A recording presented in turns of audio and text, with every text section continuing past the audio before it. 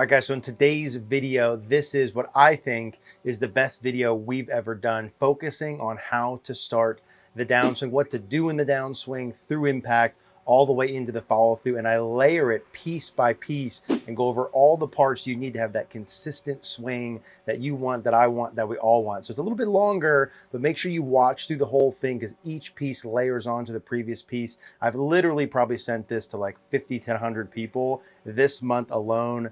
I think it is our best one we've ever done. I know this one's going to help you. Hopefully you enjoy. In today's video, what I think is the number one most important thing in a golf swing, and what that is the arc that the club head travels during the downswing. And let me explain what I mean. The best golfers that I've seen, both in person, online, wherever, if you look at the arc that the club head travels, what they're able to do is get both the club head and the butt of the club as far away from their body as possible without their head moving forward.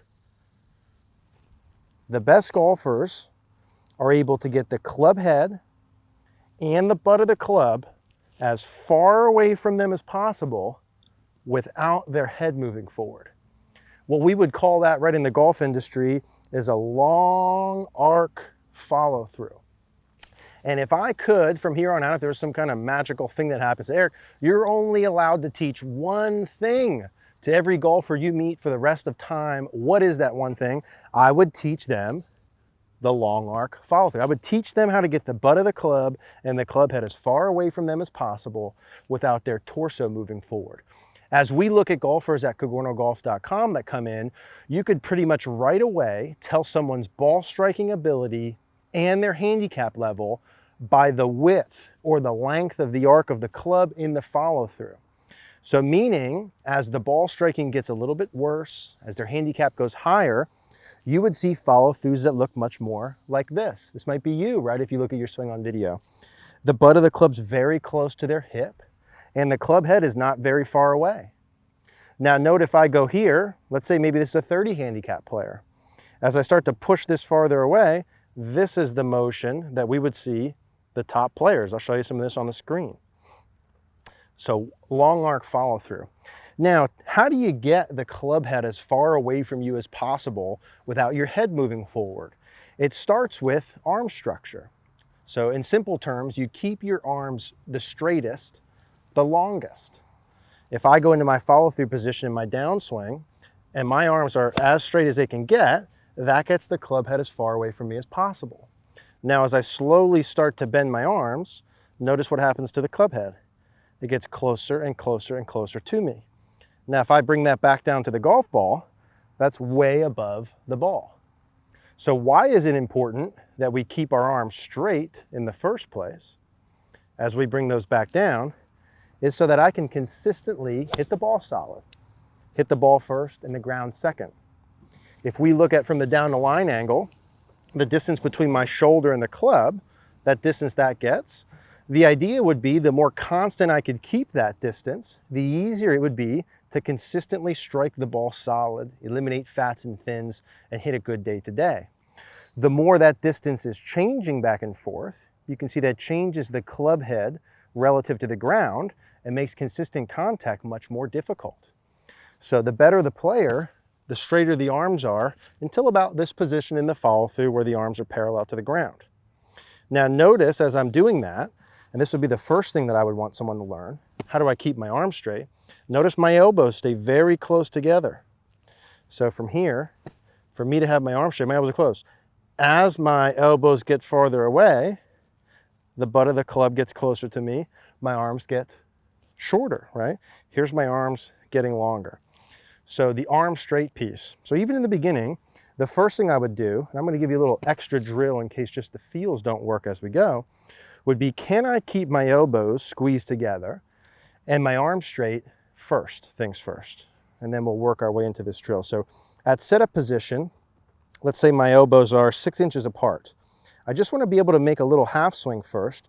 My elbows stay 6 inches apart, stay 6 inches apart, stay 6 inches apart, and just control that piece first. I've got a 7-iron here. I'm just going to hit a little punch shot, keep the arm straight, and control the contact. Now, you can't play a full golf course like that, but that's just step one of controlling the arm structure, the width.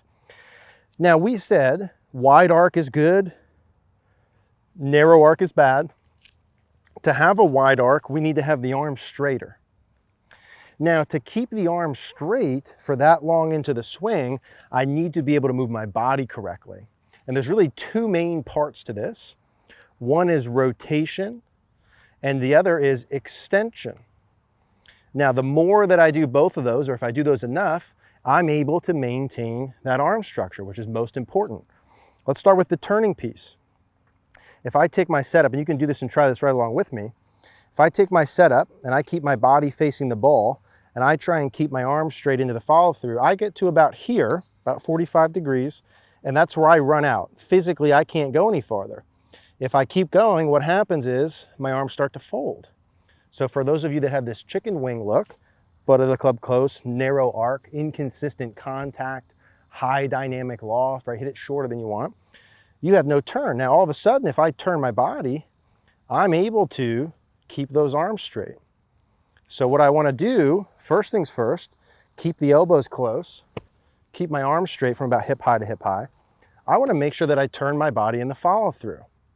So by the time I get to the arms parallel to the ground, this would be kind of step two, I want to make sure my knees, hips, chest, and shoulders are all square to the target. So after I was able to just hit a couple with the arm straight feel, I would add in the turning feel. So arms stay straight, and now my body's turned. So my knees, hips, chest, shoulders are towards the target. Now, as I make my backswing, of course, at some point, my trail arm is going to fold, right? So when I'm saying arm straight, my trail arm will have a little bit of fold during my backswing, but I want to keep them straight to here in the follow through. Then we'll talk about how to finish. So part two is body turning. Simply put, if I don't turn enough, I can't keep my arm straight. If I can't keep my arm straight, I can't have a wide arc. If I don't have a wide arc, my contact's gonna be less consistent. I'm gonna hit the ball shorter. The second part is extension. So from this side, that would be me getting my chest up towards the sky and hips forward. During my follow through, I need to have this extension, okay? If I do that, let me do that extension here and turn towards the target, that looks perfectly normal, right? Now, why does this matter? Why do I need extension to keep my arm straight?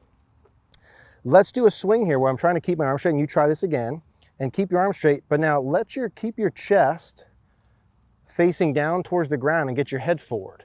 The same thing happens. I run out of space here where I can only keep my arm straight until about this far.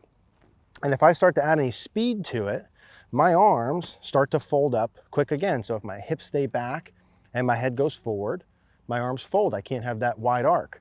So I need to have extension. So as I'm turning, right, my arms are straight.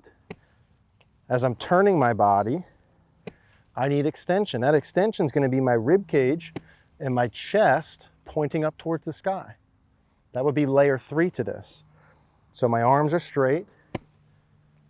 I'm turning my body to the point where my whole body's facing the target by arms parallel. And now I want some extension, which is my rib cage and my chest up towards the sky. Arms straight, turn with extension. And now I'm able to add a little bit more speed and power there, but I still maintain the same structure.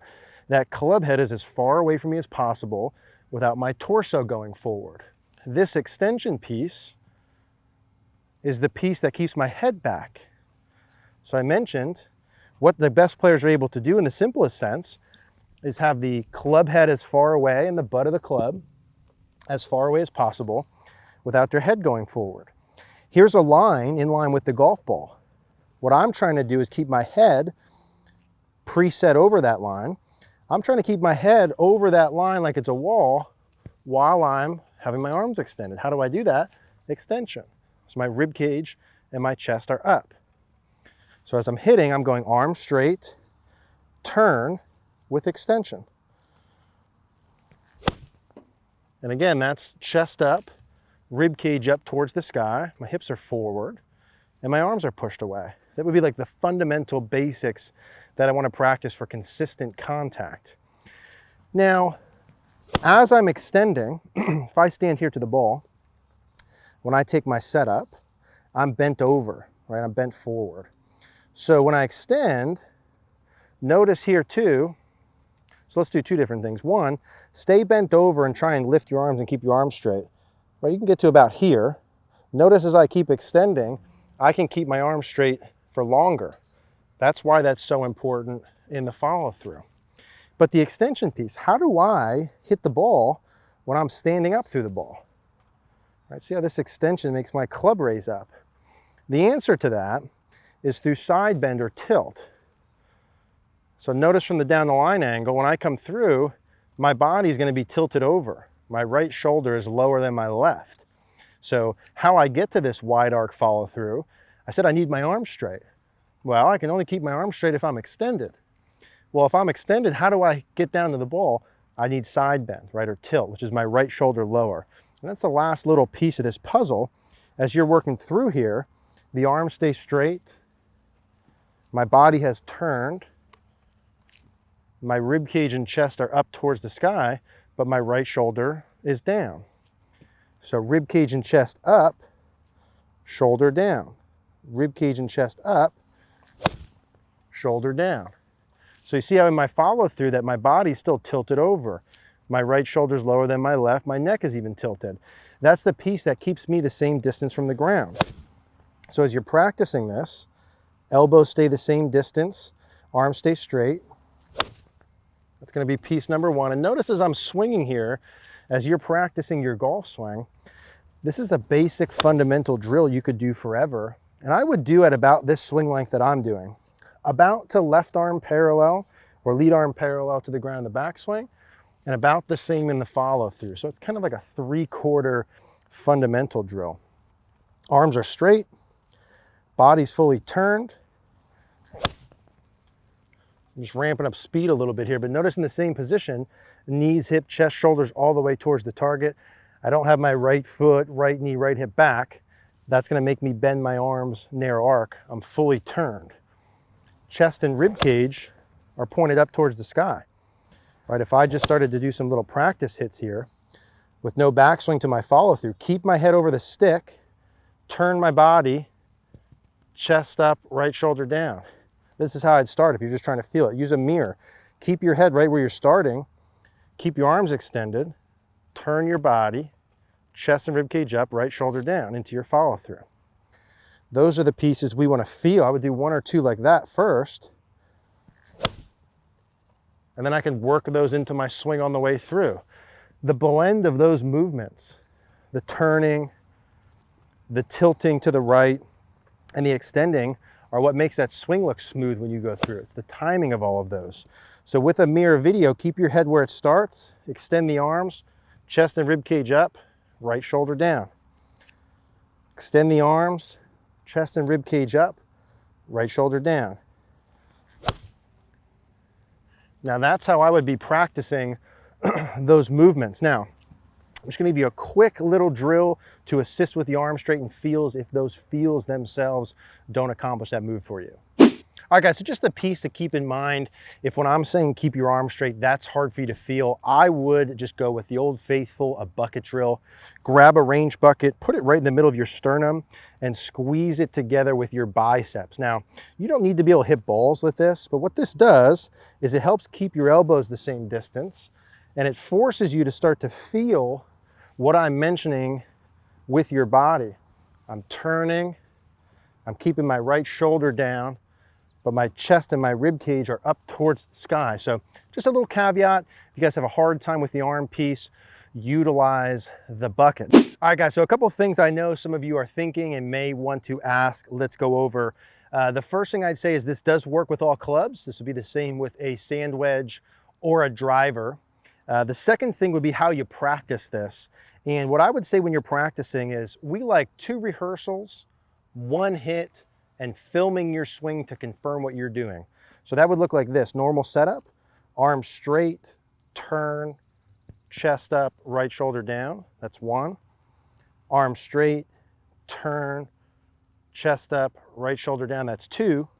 And then I'm gonna hit that and I'm gonna record this and look at it and see, hey, did I do all of those pieces correct? If not, what do I need to adjust? That's how I would do the practice piece. The same thing applies with the driver. And then how do I go to full swing? Would be I want to feel the same thing and then just allow my arms to fold up over my shoulder. So when I go from this position to full swing, I'm pretty close to done. I'm going to keep my body motion going, but I'm just going to allow the club to fold over. What I feel is I'm trying to get the club head as far away from me as possible, head back, chest up. So even full swing, same feels. I feel like that club head at this point is as far away, and then I just let it wrap over. So you're still feeling that same width, same upper body pieces. So just a couple questions. Hopefully, if you do have any questions, like we mentioned, leave a comment down below.